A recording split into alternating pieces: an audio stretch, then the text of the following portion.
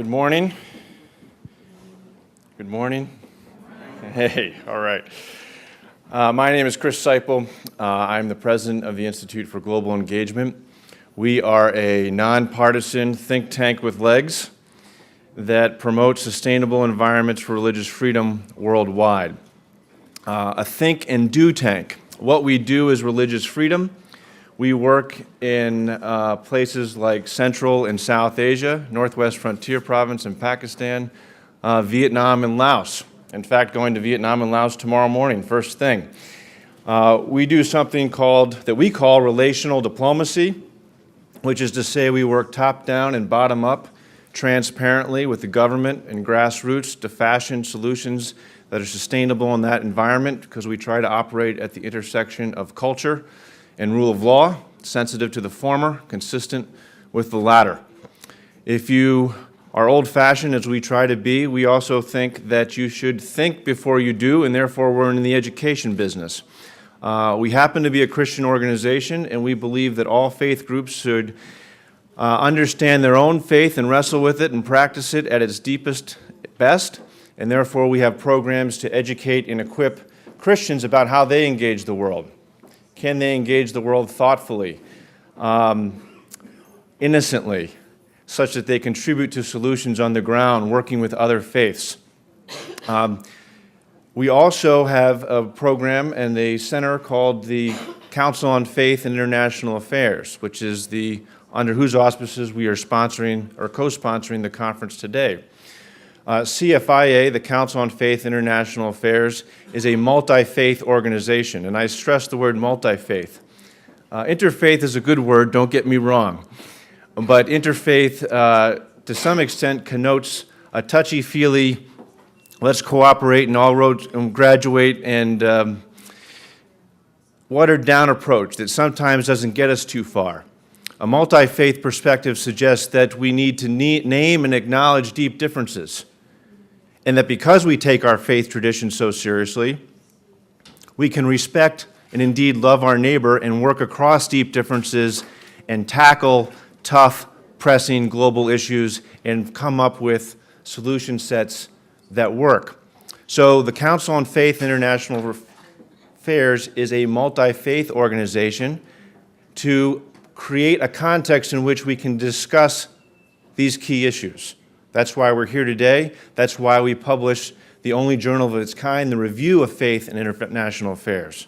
And by the way, I should also go out of my way to say that it's also for those of no faith at all, those who choose not to have faith. What we care about is that you take faith and its role in international affairs seriously, because it will have a positive or negative impact, and it's incumbent upon us as students of international relations and people who care about how our countries engage the world and how our faith traditions engage the world to have that honest and ongoing discussion. There are copies of the review in the back. One set of copies is from this summer, which represents a compilation of the presentations made during the first two symposia that we did together with Georgetown here. There will be a second, the most recent edition will also be out later in an hour or so, which has recommendations for the next president regarding religious freedom according to regions around the world. So I encourage you to take those. You can't afford not to, they're free. So take them and look at them, and I would encourage you to consider writing for us as well. So with that, let me introduce myself as the moderator of the first forum. As Tom Banshoff said, it's very important to see religious freedom not as this standalone human right that everybody's for, but nobody knows how to integrate into the rest of our interagency, let alone the rest of our foreign policy, and therefore you talk real loud and everybody's for it, but you don't know how to implement it in a consistent, sophisticated manner that hopefully claims the better angels that we each have in all of the countries where we are, but also understands naked self-interest and looks at harnessing that self-interest to promote religious freedom. And this first panel, therefore, begins to explore the connection between religious freedom and countering extremism. Could religious freedom actually be properly understood and appropriately applied? Could religious freedom be the best counterterrorism tool that we have in the United States? If you believe that every culture has a mechanism for respect and for hospitality, then there must be ways to partner with people in country that promotes the best of religious freedom and the best of these principles in order to preemptively deter and deny extremism. Call it preemptive peace. So we're going to begin to look at some of these things in this panel.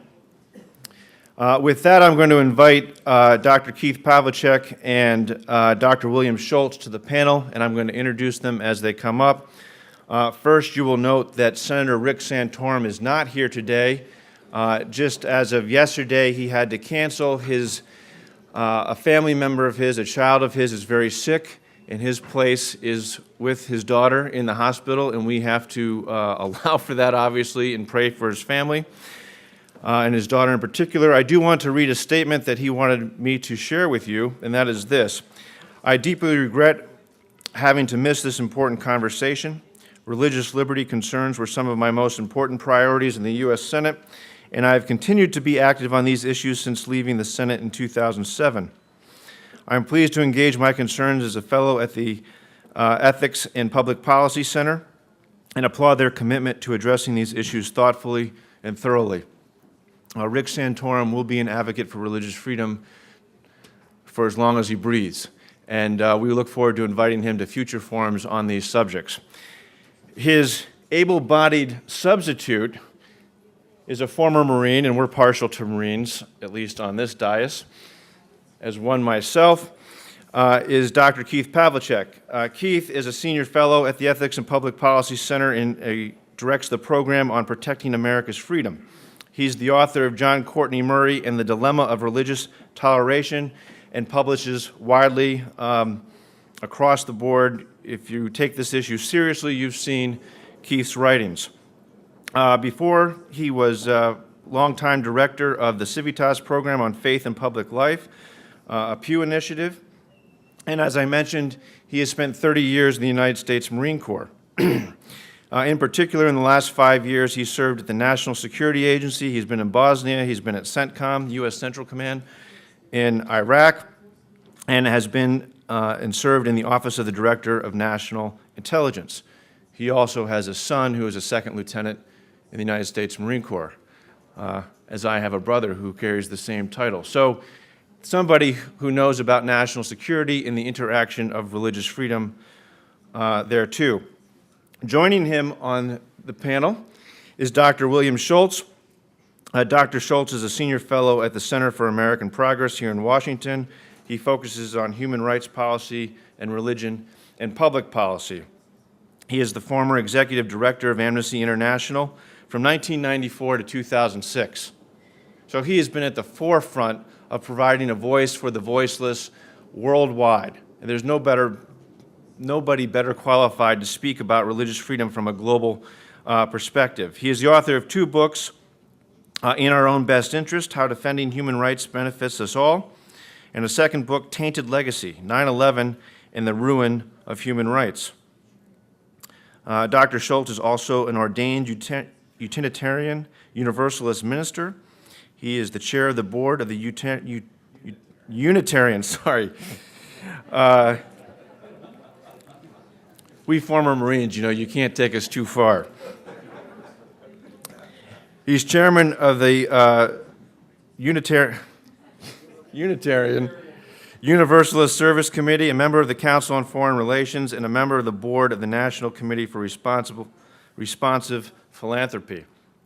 Now, we asked our 2 guests to address some very specific questions, and I want to share those with you as they give us responses. And here are the questions that we asked. To what extent are the actions of Islamist terrorists, transnational such as Al-Qaeda, and extremists, local such as Taliban, Hezbollah, Hamas, based on their interpretations of Islam, however distorted? And I would also ask, is it useful to use the word Islamist and terrorist in the same sentence as we engage the world? Can international religious freedom policy help empower such Muslims, moderate Muslims, by advancing religious freedom? Or is religious freedom a second-order consideration? To what extent are stable, durable democracies the most effective long-term means of containing or eliminating terrorism and extremism? Can a democratic form of political Islam contribute to stable, durable Muslim democracies of the kind that can contain terrorism and extremism? And to what extent can U.S. religious freedom policy help target majority religious communities to convince them of the value of religious freedom? Can such an effort, as I opened up with, contribute to American counterterrorism policy? And what are the practical projects that we can work on together as a result? So please join me in welcoming our two distinguished guests.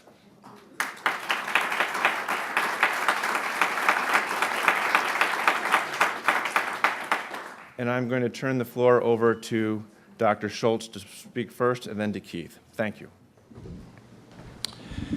Well, thank you, Chris, and thanks to the Center and the Institute, and certainly our hearts go out to Senator Santorum and his family. I want to begin this morning with three stipulations. First, I want to stipulate that there exist within Islam elements that pose significant threat not only to free societies around the world, but to their fellow Muslims who disagree with them. To deny that is just plain stupid. Second, I want to stipulate that terrorism in any form, the intentional targeting of civilians for some religious or political purpose, is a profound human rights violation, an evil act, an abomination. Third, I want to stipulate that government authorities have not only the right, but the responsibility to use their intelligence gathering, criminal justice, and military resources to prevent terrorism and punish its perpetrators. The three questions before us this morning, broadly speaking, are first, what is the relationship between these extremist elements and Islam itself? Second, how can we best combat these elements? What is helpful and what is not? And third, what role can U.S. policy on international religious freedom play in that combating? Now, we do not have time here to enter into a long exegesis of Islamic scripture and doctrine. It's true, of course, that Franklin Graham, that noted scholar, has called Islam a very evil and wicked religion. But I hope we are by now sufficiently well educated about the faith and the prophet to know, for instance, that Islam unequivocally condemns suicide, as in suicide bombings, and that, in the words of a true scholar of comparative religions, Houston Smith, the definition of a holy war in Islam is virtually identical with that of a just war in Christianity. If we have any question that the normative teachings of great religions and their founders can be distorted by extremist elements within their faith communities, the long and ignominious history of Christian anti-Semitism ought to dispel our doubts. What is far more enlightening when trying to gauge the place and weight of extremism within Islam are some of the following facts. There are approximately 1.2 billion Muslims in the world.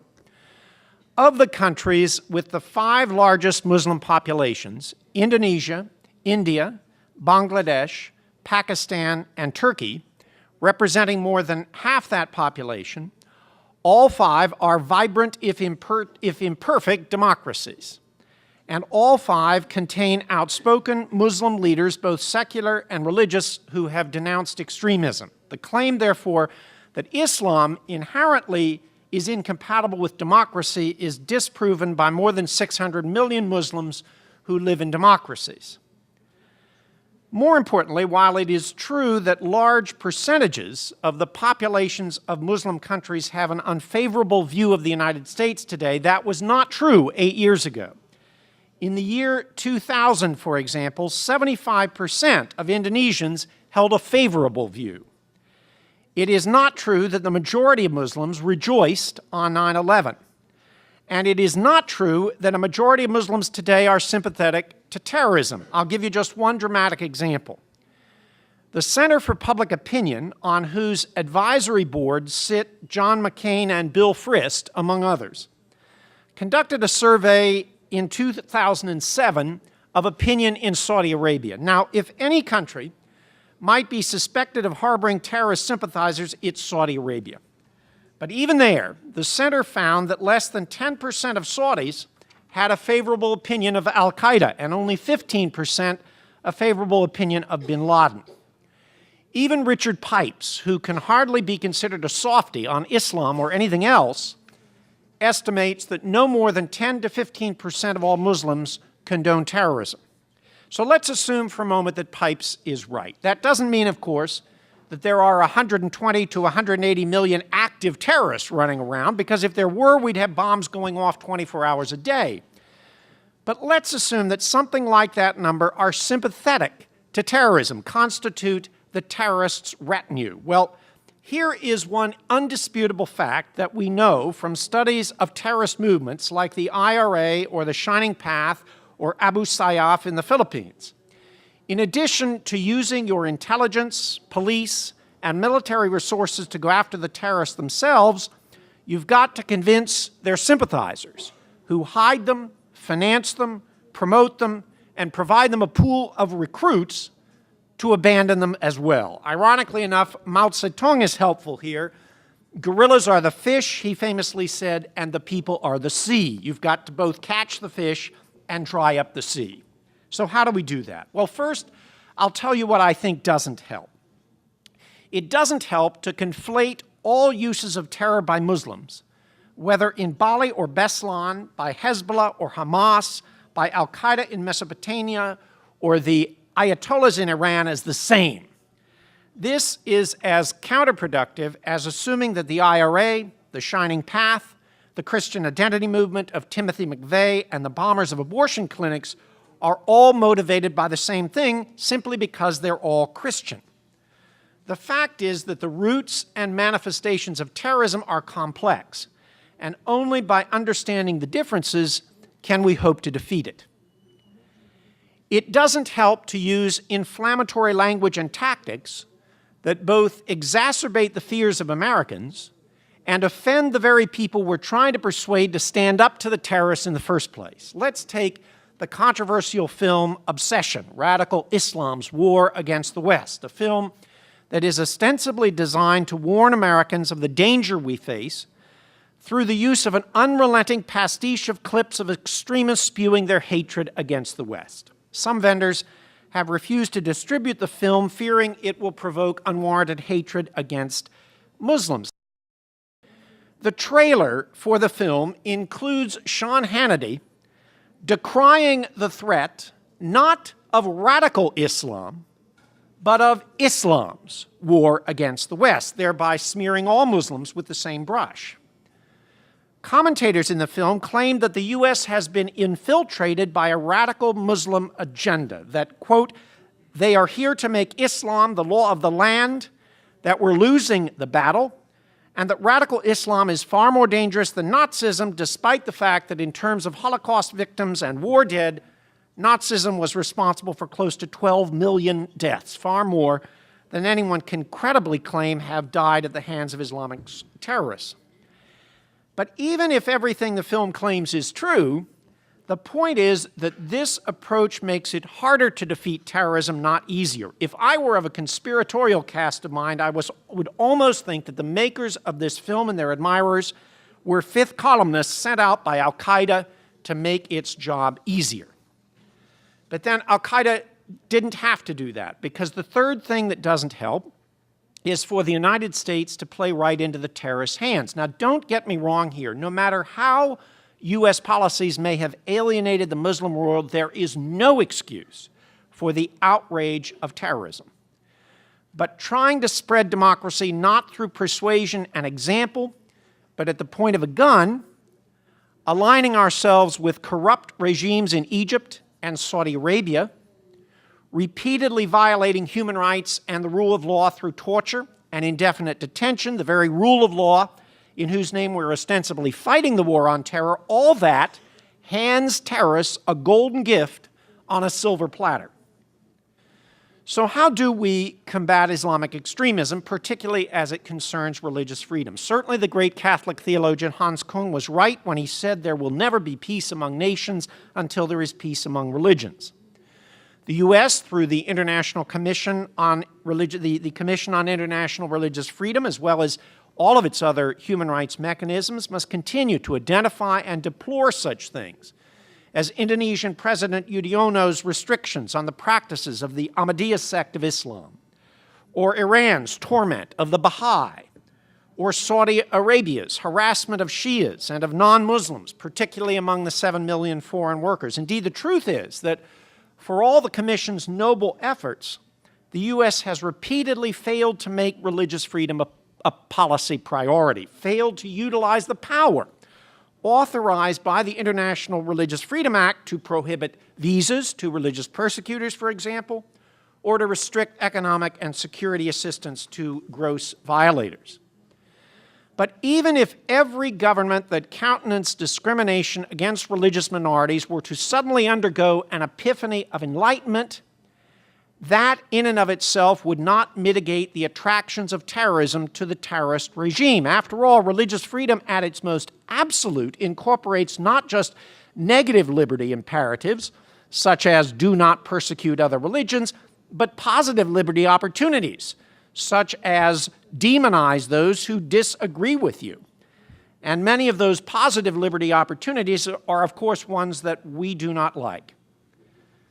To build more tolerant cultures, if not more full-fledged Western democracies in Islamic societies, requires reinforcing the voices of moderation and demonstrating that terrorism is a dead end. Doing that requires a genuine commitment to help end corruption in Islamic regimes, for example, or a renewed openness to Muslim students who wish to study in this country. It means tempering our insistence that democracy takes only one form, strict American-style church-state separation, for example, with the recognition that even our closest European allies have shaped democracy that treats of a different model. It means strengthening ties with those Muslim democracies that can serve as examples for their peers. It means honoring the results of free elections even when we don't like them. And it certainly means magnifying the efforts of those in the Muslim community, such as Imam Faisal Abdul Rauf, whose Cordoba initiative seeks to heal the rift between America and the Muslim world. But all the good intentions and interfaith openness will be for naught if larger issues that plague U.S.-Muslim relations are not resolved. Issues like a just peace between Israel and the Palestinians, or an end to a U.S. military presence in Iraq. Indeed, an American embrace of moderates, absent the U.S. showing a more modest and human rights-respecting face to the world, absent cleaning up our own act when it comes to the rule of law, climate change, and now economic stewardship, could be, if not the kiss of death, at least the kiss of discreditation to even our most sympathetic partners. So let me conclude with this. Islam, like every great religious faith, is syncretistic and adaptive. My guess is that were Muhammad to return to earth today, there is much he would not recognize about the faith he so inspired. And the same would be true of us, were we to compare Islam today with its shape 50 or 100 years from now. The forces of change will include U.S. government policies, of course, but even more, they will include growing Muslim acquaintance with the rest of the world, growing economic interdependence, and, I might say, growing empowerment of women. After all, the most popular cultural figure in Saudi Arabia today is not a Muslim, but Oprah Winfrey. And important as military intelligence, military work, and intelligence work will be and is to combat terrorism, it just may be that Oprah is our most powerful secret weapon. Thank you, Bill.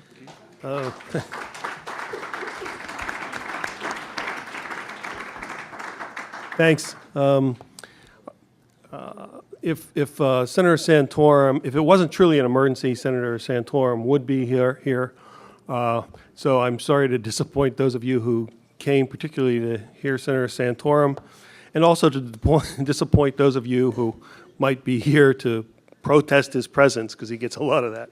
So if you want to protest, if you want to really do a protest, a stand up, turn your back, do it now, get it out of the way, and then we can move on. Anybody out there? No? Okay. All right.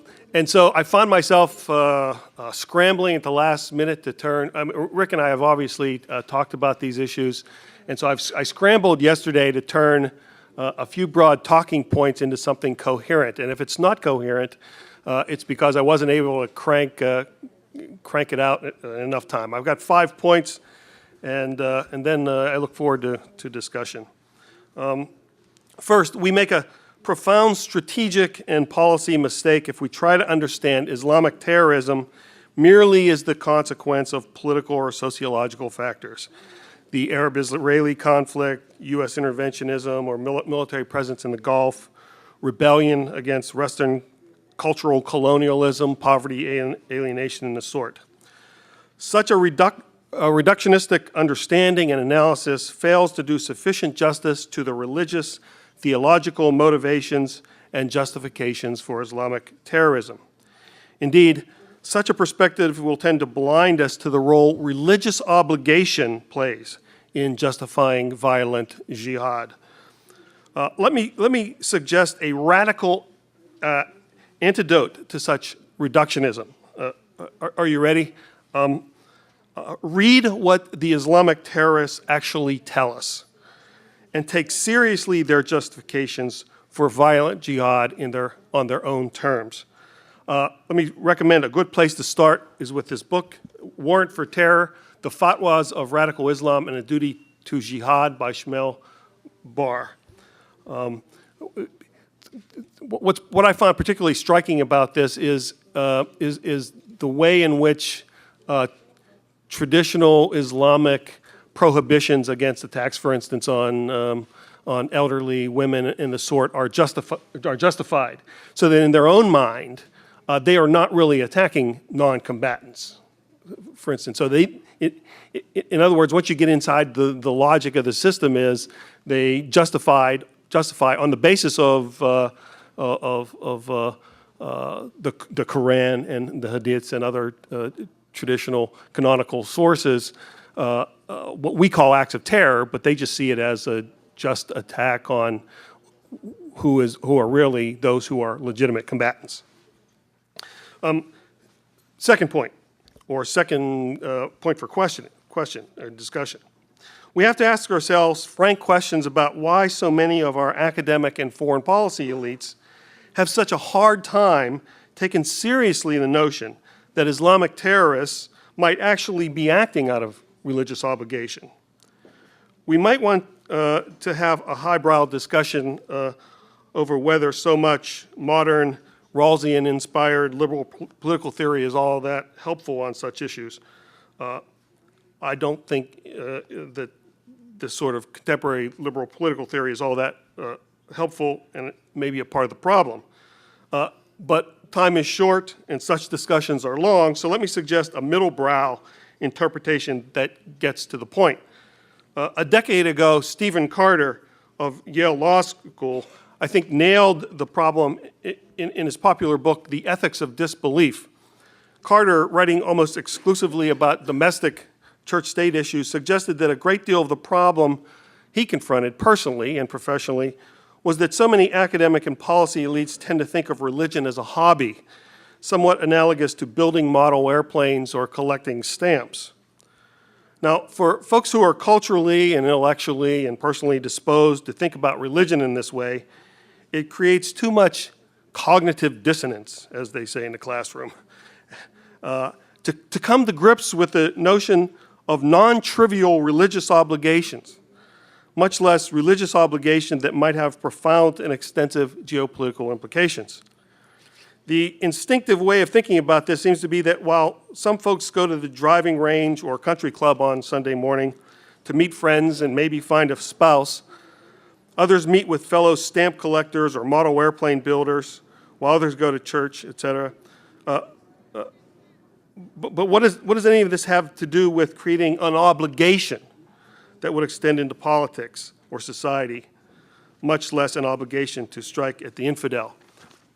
I think Ruel Gerecht, who's at the American Enterprise Institution, he's a former CIA case officer working the Iranian target, and in an article last fall, I think it was a World Affairs Journal, had this to say, and it gets at the problem. He says, God may be kaput in most of the West, but he has hardly been reduced to the status of personal philosophy in Islamic lands. And yet our God-diminishing, mirror-imaging impulse keeps blinding us to Islam's place at the center of the political realm. The title of the article, by the way, is Mirror Imaging the Mullahs, Our Islamic Interlocutors. The tendency to view Muslims through secular eyes, or to recast them and their faith into a version of Christianity, Islam is religion of peace, for example, is perhaps the greatest impediment to rational American policy. Whether it be clerical Iran's nuclear program, Pakistan on the brink, the Israeli-Palestinian imbroglio, Saudi Arabia and its Wahhabis, or Egypt's ice-cold relations with Israel, religion offers the one indispensable prism through which to peer into the reason. For if we cannot see the Middle East first and foremost on its own terms, which means, among other things, never forgetting that Muslim states define themselves as exactly that, then we will surely find ourselves caught in binds worse than Iraq.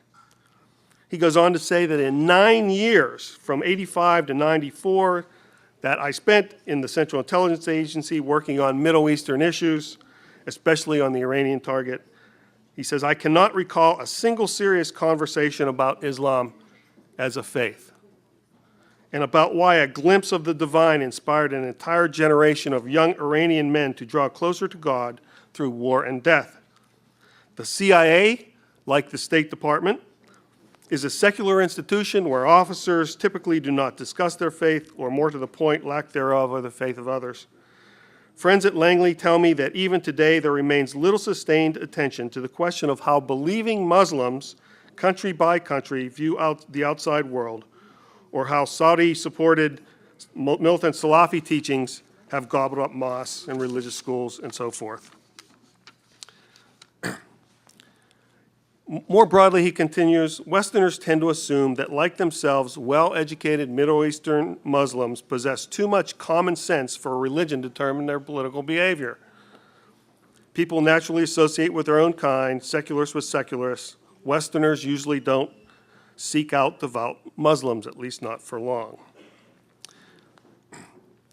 This has had a profound impact on the way we view the Middle East, he says. Finally, it is preposterous to suggest, says Grech, as some do in the West, that only Taliban-like Muslims oppose what we label as basic human or universal rights. Hardcore fundamentalists aren't the only Muslims who understand the Quranic injunction commanding the right and forbidding the wrong, probably the defining ethical commandment in the Muslim holy book, or how this is inherently incompatible with modern Western sentiment and law. He concludes, members of the U.S. foreign policy bureaucracy tend to see these members of the ruling Iranian elite as bearded versions of themselves, men who do not believe that morality and other abstract ideas have much of a role in foreign affairs. They have the hardest time seeing the obvious. When Khamenei, a man of principle and integrity, calls the United States the enemy of God, he means it. Third, President Bush and advocates of the Freedom Agenda, or that part of the Bush doctrine associated with democracy promotion, got it right. The antidote to Islamic terrorism would be stable democracies in those Middle Eastern countries where this Islamic terrorism is incubated and exported. But the Freedom Agenda paid too little attention to the religious element in these cultures, more specifically to the Islamic religious culture that allows Islamic terrorism to flourish. And here I also stole a maxim from Chairman Mao, and I think we agree on this. It has everything to do with insurgency doctrine is the sea in which those terrorists swim. And because insufficient attention was paid to this religious culture, a robust religious freedom agenda was never seriously incorporated or integrated into the democracy promotion agenda. Fourth, and this will be an almost naked assertion, at least by me, I'm going to leave it to the smart guys like Dan Philpott, Brian Grimm, Roger Fink, who seem to have the empirical studies to back this up. In the recent Review of Faith and International Affairs, Mr. Brian Grimm, for instance, offers an overview of recent data suggesting that religious freedom is part of a bundled commodity of human freedoms that augment sociologic economic well-being by energizing broader productive participation in civil society by all religious groups. That's a lot of fancy language there, but basically the suggestion seems to be that without this bundled set of human rights, the linchpin of which is religious freedom, you're going to get violence and extremism. So it would seem that highly unlikely that you can get a stable Islamic democracy capable of killing off Islamic terrorism if that democracy does not incorporate a good degree of religious liberty. It would seem that religious liberty is necessary to get a stable democracy, and a stable democracy is necessary to kill off Islamists. If this is the case, then religious liberty is the long pole in the tent, as they say, or to put it more indelicately, the way a Marine might, the lack of religious freedom in the Islamic world is the turd in the punch bowl. You don't talk like that in the State Department. Yeah. That too many folks in polite society are too hesitant to point out. We hear endlessly how we need a sustained and open debate on how to reform Islam, but how do you have such an open debate with perpetual risk of being charged with blasphemy, heresy, defaming the prophet, and the like? And we may well also ask just what lessons are being taught to the citizens of these new potential Islamic democracies when apostasy, converting from Islam to another religion, is punishable by law. Let me just mention, by the way, that there's a draft bill heading its way through the Islamic Parliament making apostasy, the conversion from Islam to another religion, punishable by death, mandatory execution. Haven't been hearing much of that other than from Christian human rights groups, pretty much, at least here. I don't know, maybe it's under the radar over at the State Department. Fifth, we need to ask, frankly, without fear of being charged with Islamophobia or some such nonsense, what if Islam is incapable of reforming in the direction towards a robust defense of religious liberty? What if religious freedom in Muslim-majority countries is a bridge too far? What if religious freedom is radically incompatible with traditional notions of Islamic law? What if something like the UN Declaration of Human Rights simply cannot be accepted by an Islamic regime? What if the UN Declaration on Human Rights, particularly the religious freedom, is an artifact of the West or of Western Judeo-Christian culture? Now, I'm not here to provide those answers. I'm just here to say that there are people out there that are pessimistic, and I'm not promoting that pessimism, but I don't think it helps matters when we slap a label of being anti-Islam or Islamophobic on those who have serious questions as to whether Islam has the theological resources in the tradition to move in this direction. Empirically, it seems in Muslim-majority countries, it doesn't look real good right now. The usual arguments toward those that we'll call optimists often point, well, it took a while for the West to get their act together, and it took centuries, and that may well be the case in the Islamic world, but I don't.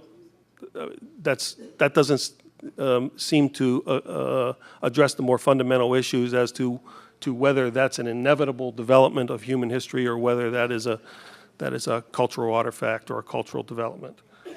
So I look forward to the discussion. Thank you.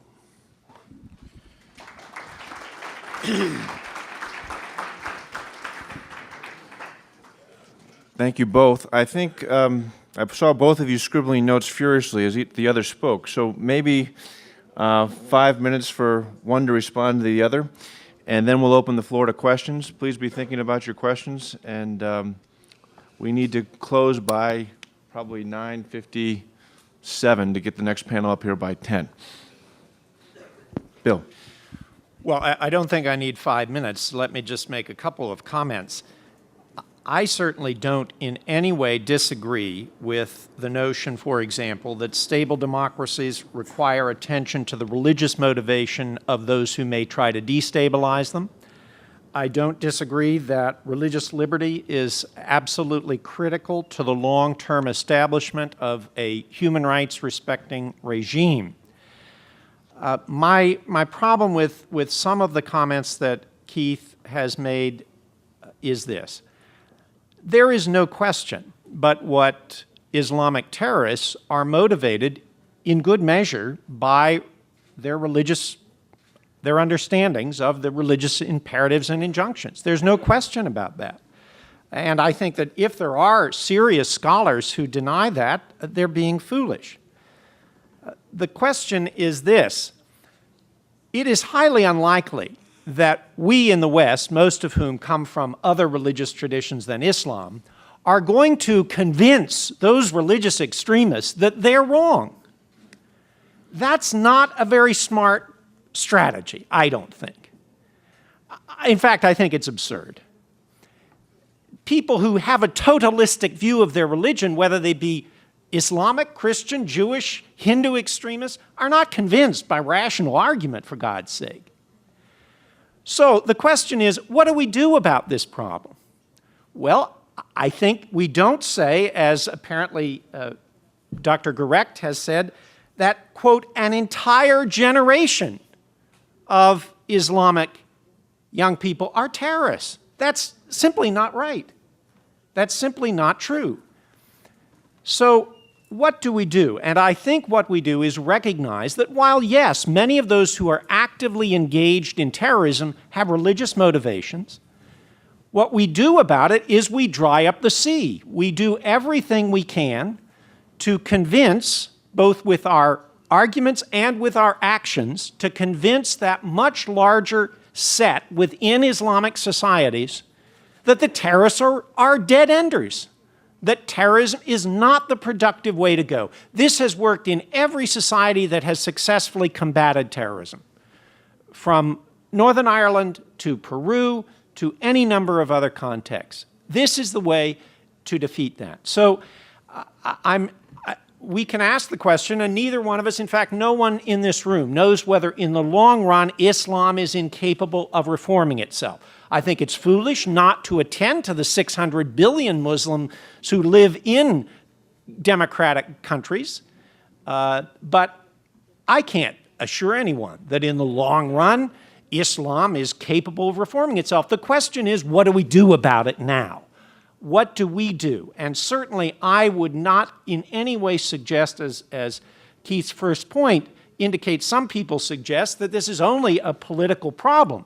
The problem is that our political decisions can exacerbate the dynamics within Islamic society and make them worse from our point of view. And that's what I think we have done in too many instances. So while I don't disagree with several of the fundamental premises, I do think that either the way in which they are being played out here is counterproductive, or I think it's not enough to leave us with the last question, what if this is the case? Well, what if this is the case? We're all in trouble. But the question is, what should we be doing now to try to prevent it from being the case in the long run? Yeah, Gerecht didn't suggest, neither did I, that an entire generation are terrorists. Well, I'd have to see the quote, but he referred to an entire generation. Maybe I misunderstood. Yeah, no. All right. You'd have to read the quote again. Maybe I misunderstood. Okay. But as you cited pipes as 10 to 15%. Now, even though that 10 to 15% are not terrorists, 10 to 15% believe that, for instance, the 9/11 attacks were in some sense justified. They're sympathetic to terrorists. Yes, that's right. Okay, that's I'd accept probably that. And there's probably a larger percentage than that who are the sort of silently complicit types. Well, what do we do about it? Tell me. I've suggested some things. What do you suggest we do about it? Okay.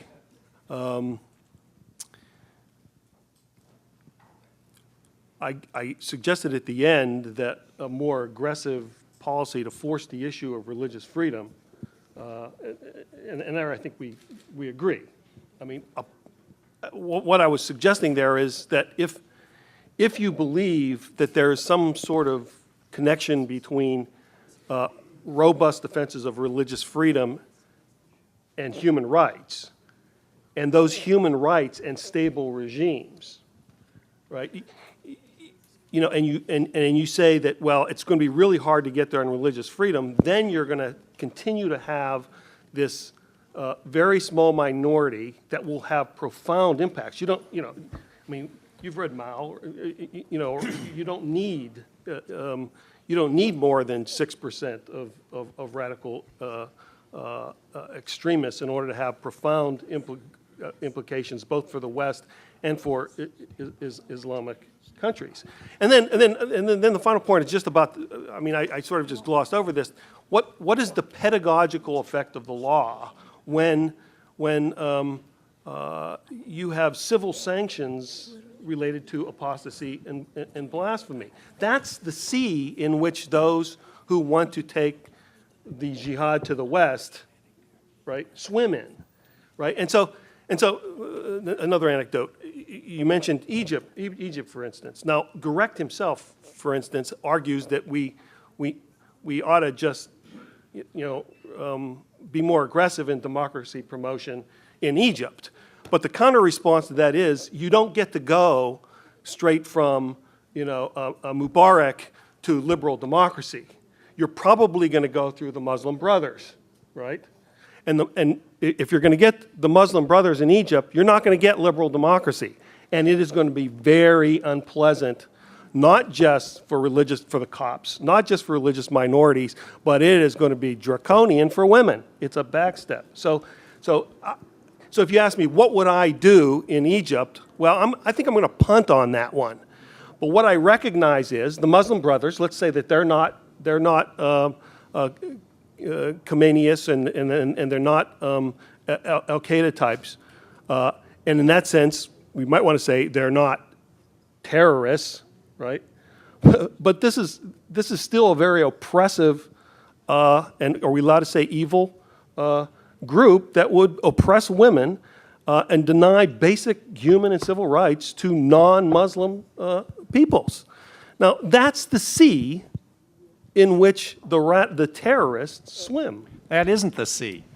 If indeed the Muslim Brotherhood, if we want to call them evil, I don't have any problem at all labeling some of the Muslim Brotherhood's actions evil, none at all. But they aren't the sea. The sea is the society that supports them. And what I'm asking you, what I'm pressing you, what I think we all have to struggle with is, particularly given the current situation within the U.S.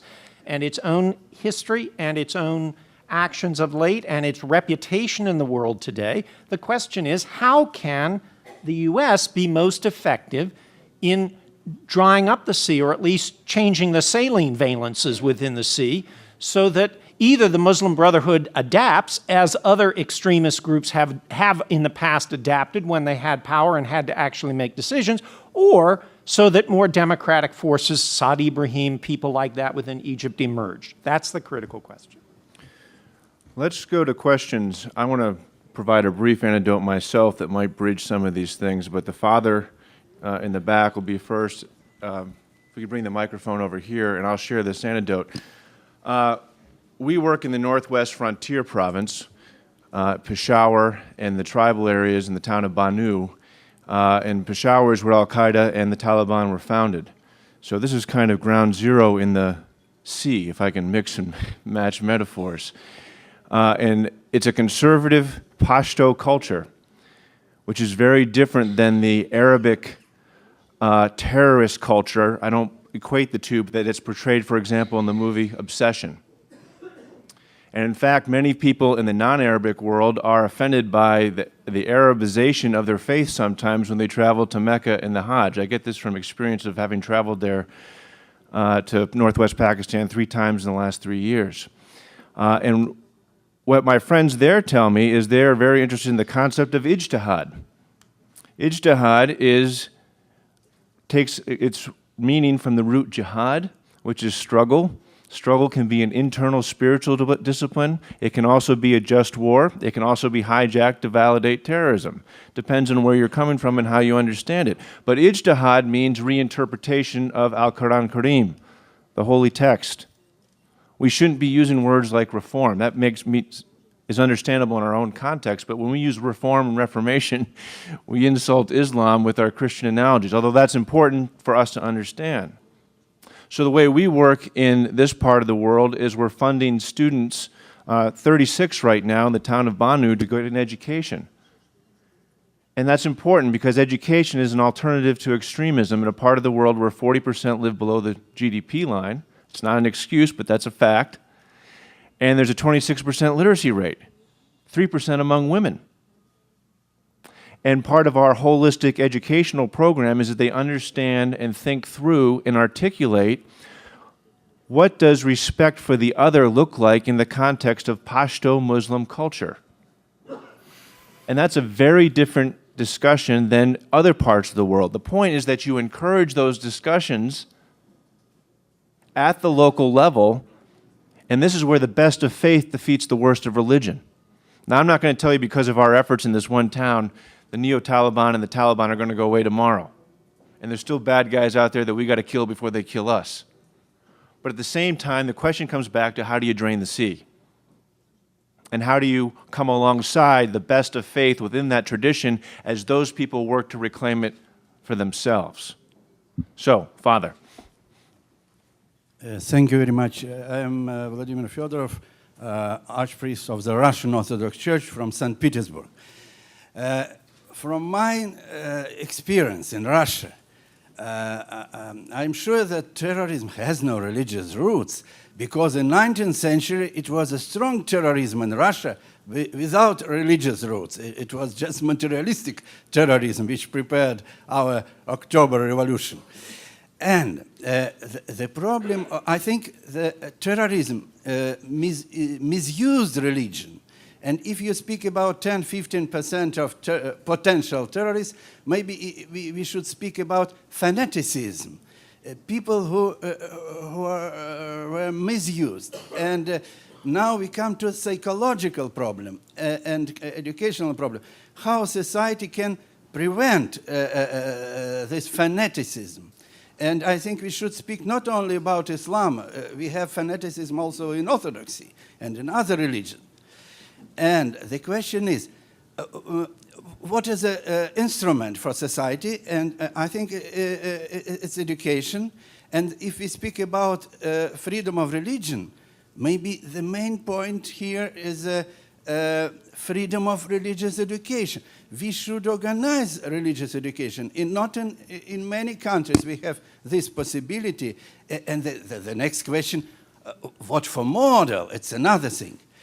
And the first my question is, do you have any study in psychological sphere?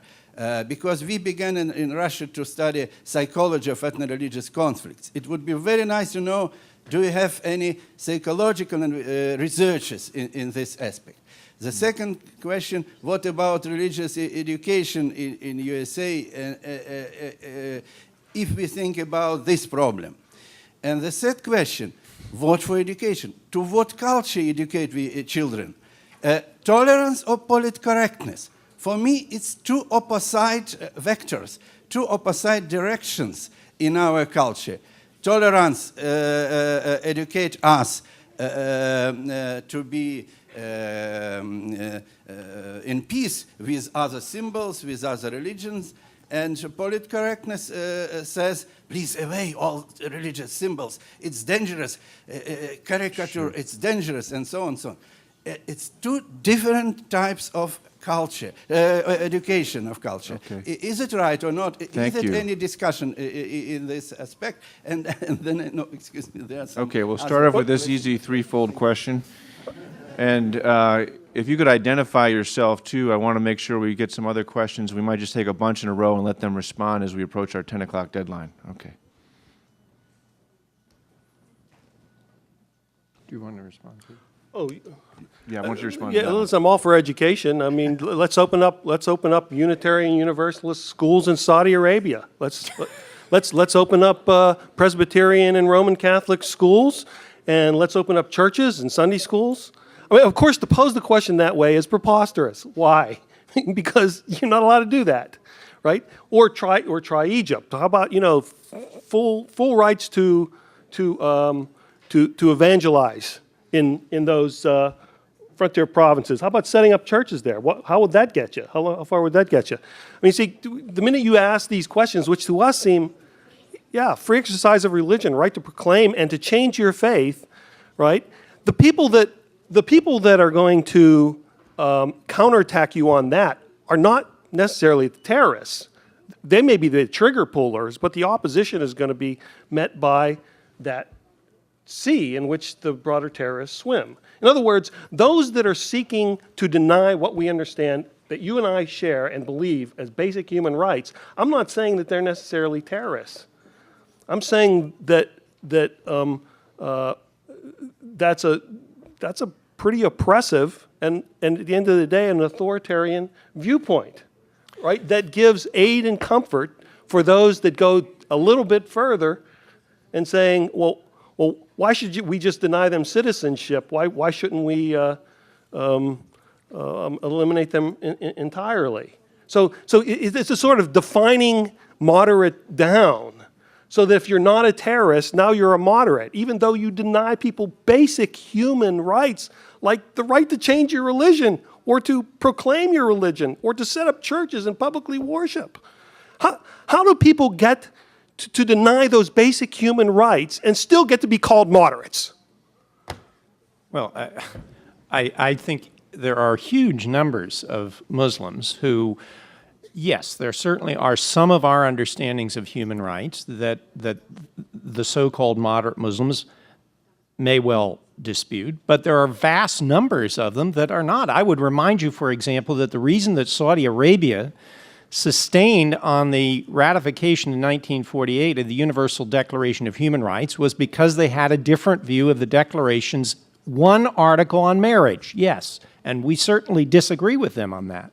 But on every other one of the principles of the Universal Declaration of Human Rights, Saudi Arabia did not object to those. That was and issues like torture, for example, issues of fundamental due process, at least in principle, many Islamic regimes are committed to, just as in principle, China and the United States are committed not to torture. Wait a second. So, Saudi Arabia is not in principle committed to the free exercise of religion, public I worship. I didn't say They're that. opposed to that. They don't get to be called moderate as long as they oppose that. The point is that you can trivialize this question all you like by suggesting that we should be introducing Christian churches or Unitarian Universalist churches to Saudi Arabia. Chris has just given us a beautiful example of an effort within Islam itself, speaking within the framework of Islam itself, to try to encourage istihad and a reworking, a re-understanding, an adaptation of Islamic faith. And how would it be successful if a group of people wanted to change the fundamental Judeo-Christian principles upon which we are based here to simply send Islamic freedom fighters here to the United States to convince us intellectually that we're wrong? That wouldn't work. That's absurd. This is the problem.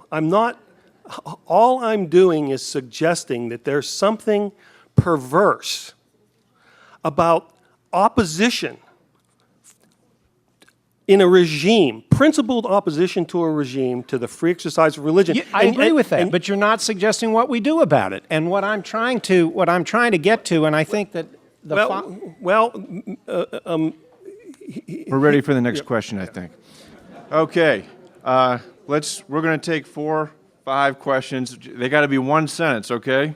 And then we're going to give them a chance to respond because we got to stay on schedule. We're going to go here, sir, in the back there, and then there's 2 over here. Very quickly. If you could keep your hands raised as the last person finishes, it'll help me out. Okay. Yeah. 7 minutes, so let's make it 30 seconds. Hi, I am from Ahmadiyya Muslim community, and I'm a Muslim. and I'm from Pakistan. The religious persecution have been already been told, like Ahmadiyya Muslim community in Pakistan, in Indonesia, and many Muslim countries has been persecuted. What I'm seeing as a person, already the Judaism, Christianity had gone through that, and the Muslim are going through this, and we call it terrorism and religious persecution. But what I'm saying is that we should have a interfaith dialogue with all the religions. That should be very, with also be will able them to understand each other and to respect each other. And Sir, thank you. Is there a question? Yeah, the question is that if we can have a interfaith dialogues in every religion, in every country, and that will be the solution to that. Okay, thank you. Here, then here. Thank you. I'm an Egyptian and a Muslim, and I would like just to raise one important issue that we can debate forever about radical and moderate Islam until we truly define what do we mean by the word radical and what do we mean by the word moderate. So until this happens, this form of debates can be endless and inconclusive. So I believe some effort has to be given, and I'd like to see your definitions, if you have some time for this, for defining what is the meaning of radical and what is the meaning of moderate. Then we can start debating about the issue. Thank you. Thanks a lot. Over here. It seems one area where, I'm Gary Jarman, I'm Director of Government Relations for the Washington Times Foundation. It seems that you both agree, it seemed one thing, that in our foreign policy establishment, military, CIA, basically we have a lot of talented, bright, well-educated people who are highly experienced in the secular arts of governance and diplomacy and national security and economics, but are totally clueless about religion. So if the people we're sending into the field are giving us garbage in, we're going to get garbage out on a policy level, is what I think. And that's been my own experience of 38 years of traveling around the world in many hotspots. So how do we get people in State Department, in CIA, who have degrees in comparative theology and train them to be Foreign Service officers and intelligence officers? Otherwise, we're just flying blind when it comes to this crucial issue. What should we do? Listen, a part of my frustration in answering this question, that really gets at it, because before we jump to the immediate policy, those are the long-term questions that we've got to get answers to before we can answer the short-term question. Hi, my name is Justine. I'm from CSIS, Post-Conflict Reconstruction Project, and my question is, can the U.S. government engage with a clarified definition of moderately religious projects in places where we are engaged? Okay, thank you. And then we had one in the back, sir. If you could stand.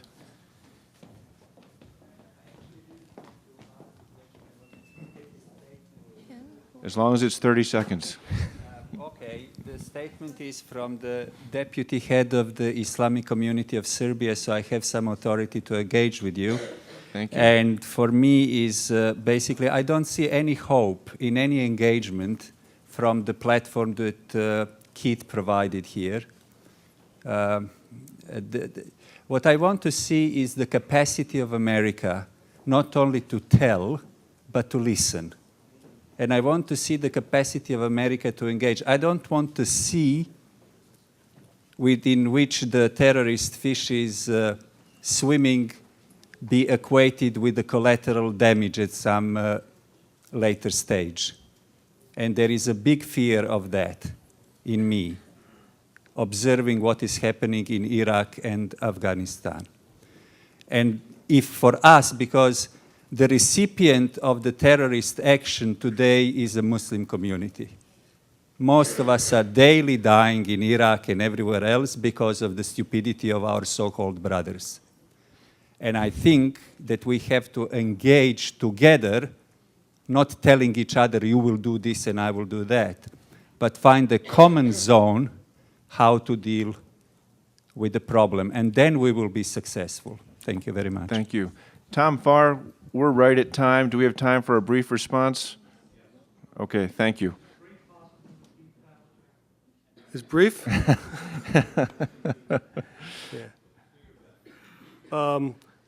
Tawfiq Hamid here has actually done a very good job in defining who gets to be called moderate. He's got like, what, A, B, C, D, E. He's got an acronym, so you can talk to him. But the first of which has to do with apostasy, right? Okay, so here's the deal. If you believe that there ought to be civil sanctions against those who change their religion, particularly in the Islamic world, convert from Islam to another faith, if there should be civil sanctions, much less punishment by death, you don't get to be called moderate, okay? You may not be a terrorist, but you ain't a moderate. So that's a place to start, okay? There are other, has to do with calling Jews pigs and monkeys. If you call Jews pigs and monkeys, you don't. Oh, by the way, if you have in your charter, right, if you quote the protocols from the elders of Zion, like Hamas does, you don't get to be called moderate, okay? You may not be Al-Qaeda terrorists bringing the jihad to the West, but you don't get to be called moderate, okay? Bill? Let me just make a couple brief comments. First, to the gentleman over here, I think your point is very well taken with regard to the importance of our diplomats and CIA and others being far better educated. I know that Andover Newton Theological School, among others, I'm sure there are others, are engaged in conversations about the possibility of offering some kinds of formal education and training to those in government and military service in this respect, and I think that's critically important, and I would encourage it. What I would say is this. Look, it's very easy for us to engage in heated rhetoric about this.